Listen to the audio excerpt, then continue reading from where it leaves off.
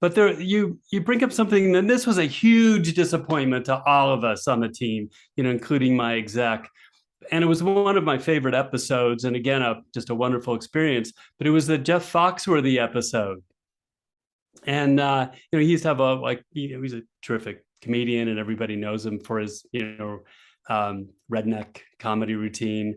And he had a show, Are You Smarter Than a Fifth Grader? The guy just has this great all around appeal. So we were thrilled when he did the show.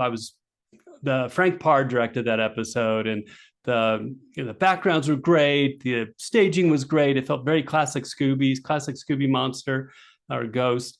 And then we walked in the recording booth, and then Warner Brothers said, "Oh, by the way, he can't say redneck." That was the whole basis of having him in the show. Was everything that Scooby Gang would do would be redneck, and we were like, "Well, what?"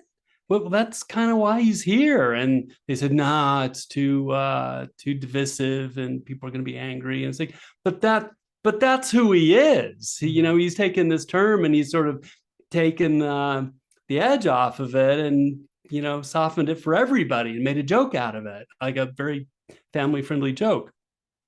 They stuck to their guns. They said no. We recorded it both ways because our executive fought for us even after we recorded the episode. But ultimately, they went with country boy instead of redneck. And, I remember poor Jeff was like, country boy? Isn't that kind of more offensive than redneck?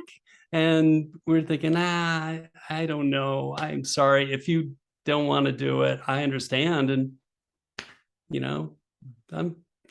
I'll support that. But he agreed to do it. And he was, he gave a terrific performance. But anyway, that was a big disappointment because it's a better show when you think in your head that he says redneck instead of country boy. Well, we'll definitely think of that when we watch the episode.